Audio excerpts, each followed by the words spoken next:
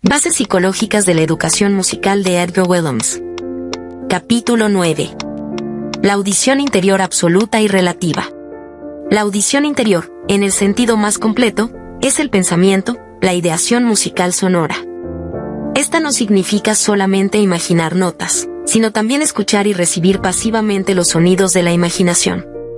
Es ella quien caracteriza al músico innato, dotado o genial. Esta audición concierne también al ritmo sonoro asociado a la imaginación motora. Con todo, el término audición interior está reservado, en música, al dominio de los sonidos, tomados por sí solos, audición absoluta, al de la melodía, audición relativa, o al de la armonía, audición armónica. Esta audición consiste, a la vez o alternando, en primer lugar, oír interiormente los sonidos absolutos. La audición absoluta concierne, ya sea a los 12 sonidos de la escala, ya a la altura regional en las 7 octavas. En segundo lugar, dominar el ordenamiento de los sonidos por la audición relativa. En tercer lugar, oír o crear melodías. En cuarto lugar, dominar la justa afinación, particularmente la afinación expresiva. En quinto lugar, concebir simultaneidades de sonidos, acordes y el conjunto de sonidos que los forman. En sexto lugar, oír o crear encadenamientos armónicos o polifónicos, como se presentan en las obras musicales. Una vez más, estamos en plena psicología, en que la sensorialidad, la memoria, la imaginación, la emoción y la inteligencia se entremezclan y se confunden. En el primer grado, como en los niños, la audición es una facultad congénita. Sin saberlo, la imaginación se apodera de los sonidos. En la educación musical, el pedagogo tendrá un doble fin. Primero, utilizar la audición interior y desarrollarla por medios simples y empíricos. Segundo, ayudar al alumno a tomar conciencia de esta audición y a utilizarla con fines prácticos, lectura, escritura, improvisación, en los grados superiores, improvisación instrumental y composición. En la pedagogía musical se ha opuesto a menudo la audición relativa a la audición absoluta.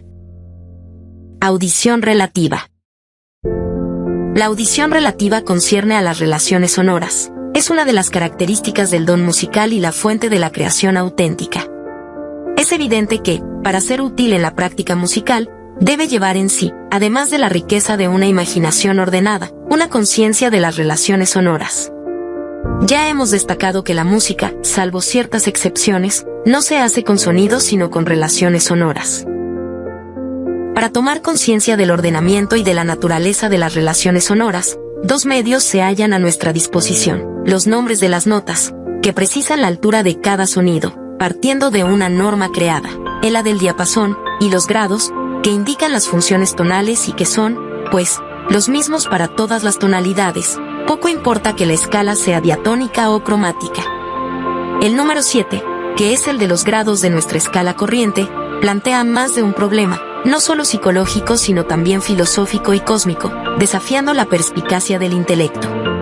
Los grados sitúan a los sonidos en el campo de la relatividad. Con los nombres, sin dejar dicho campo, se linda con el del absoluto. Los nombres de las notas son, pues, indispensables para una práctica musical consciente. Aunque no sea necesaria en el arte musical, como la audición relativa, la audición absoluta comporta aspectos no menos interesantes y útiles. Audición absoluta.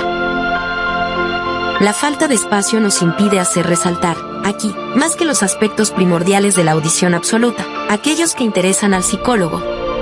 En el tomo segundo de El oído musical hemos tratado detenidamente los terrenos pedagógico y psicológico. La audición absoluta, en el sentido estricto de la palabra, atañe solamente a la memoria de los sonidos, tal como un perro reconoce la bocina del automóvil de su amo, o como un primitivo entona un canto, siempre a la misma altura. El cantante, guiado por la memoria del sonido, relativo a su tesitura, también entona frecuentemente un canto con certeza, sin recurrir al nombre de la nota.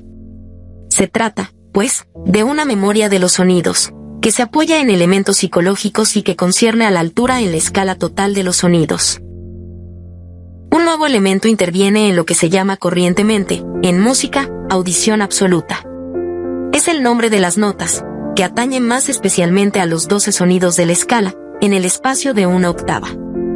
A una sensación fisiológica del sonido se le injerta un nombre y, con ayuda del poder de asociación, el músico puede decir, espontáneamente, el nombre que corresponde a un sonido particular y, a la inversa, cantar el sonido correspondiente al nombre de una nota. Estos dos aspectos complementarios no se presentan siempre con la misma facilidad y pueden variar de un sujeto a otro. Además, su existencia está a menudo ligada al instrumento que el músico practica diariamente. Poseer esta audición absoluta no implica necesariamente la facultad de determinar en qué octava de la escala total de los sonidos se encuentra el sonido dado. En la asociación entre el sonido y el nombre, este último es preciso, mientras que el sonido, que se canta según un nombre dado, puede ser más o menos indefinido, aunque lo bastante preciso como para que no se confunda con un sonido próximo, más alto o más bajo de la escala tonal. Una larga experiencia nos ha mostrado que los alumnos que se basan demasiado en la audición absoluta, con frecuencia desafinan al cantar. Su justeza de entonación deja que desear. Por otra parte, como el sonido es divisible hasta el infinito, la naturaleza de la audición absoluta puede variar de un sujeto a otro y comportar una afinación más o menos aproximada. Hay un hecho más grave. Acontece que el nombre, el rótulo del sonido, desempeña un papel más importante que el sonido, a punto tal que el alumno, en la audición de una serie de notas dirá automáticamente los nombres correspondientes, sin ser capaz de cantar los sonidos. Estos llegan al cerebro provistos de su rótulo, que el alumno retiene desinteresándose del sonido. En este caso falta sensorialidad, lo que, artísticamente hablando, es una grave laguna. Esta misma falta de sensorialidad vuelve a encontrarse en el caso de aquellos que pueden reproducir la naturaleza de un intervalo dado, por el sentido de la relatividad, pero con sonidos demasiado altos o demasiado bajos.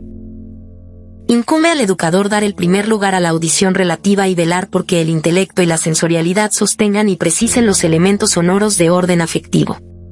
Por ello, en las líneas subsiguientes trataremos de precisar las ventajas y los peligros de la audición absoluta y de la relativa. La audición absoluta confiere ventajas de orden práctico, favorece al virtuosismo por la exactitud con que procede a la rotulación de los sonidos y por la exclusión de la sensibilidad. Esta última tiene tendencia a ir a lo profundo, a menudo en detrimento del virtuosismo.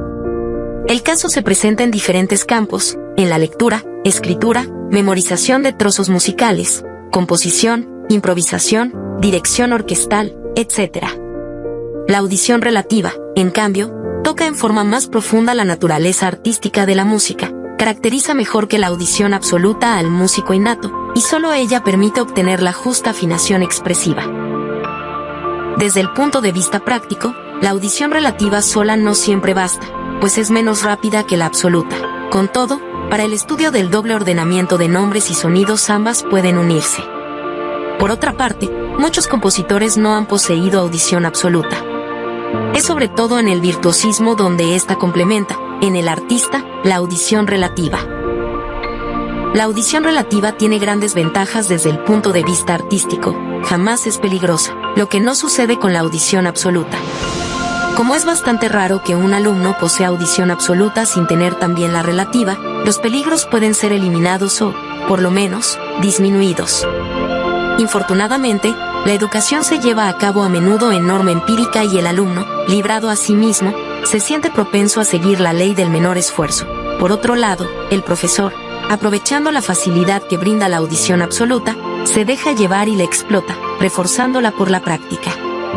Así, el alumno es conducido por un camino equivocado y desdeña la sensibilidad, indispensable para el arte. Sin darse cuenta se abandona a lo superficial, por falta de justa afinación en el canto y en los instrumentos de cuerdas, o por falta de sensibilidad en la ejecución en los instrumentos de sonidos fijos. La audición absoluta puede ser, además, un obstáculo en el estudio completo de las tonalidades.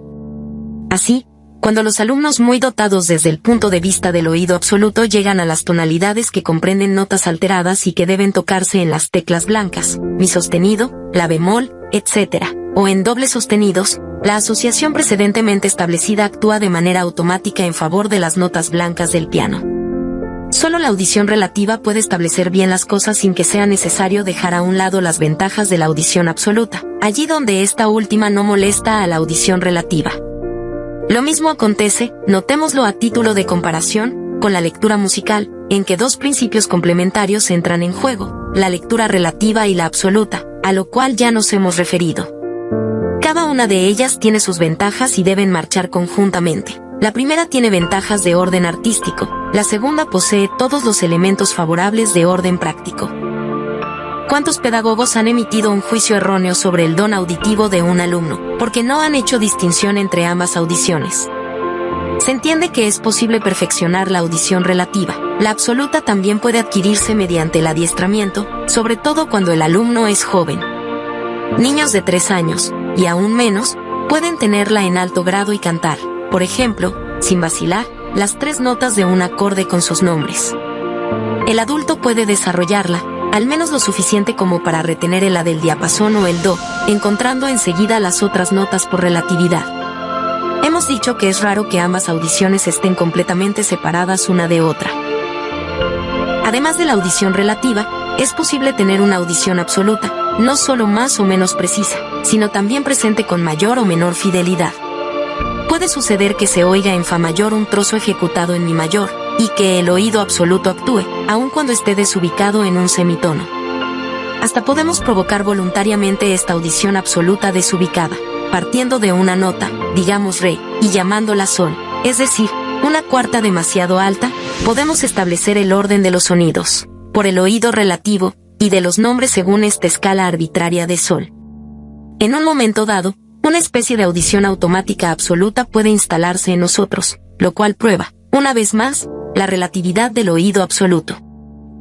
Para terminar, insistiremos aún sobre las verdaderas ventajas y hasta la necesidad de encauzar a los alumnos hacia el campo de la audición relativa, recurriendo a todos los aspectos de la afectividad, pues en la audición completa la sensorialidad, la afectividad y la inteligencia están presentes y se sostienen entre sí. Pensando en la necesidad de la audición interior, hemos escrito en otra parte: los malos músicos no pueden oír lo que tocan. Los mediocres podrían oírlo, pero no escuchan. Los músicos medianos oyen lo que han tocado. Solo los buenos músicos oyen lo que van a tocar. Y podríamos agregar, en favor de la audición sensorial y relativa, los músicos artistas oyen cómo van a tocar o cantar lo que ya sienten interiormente.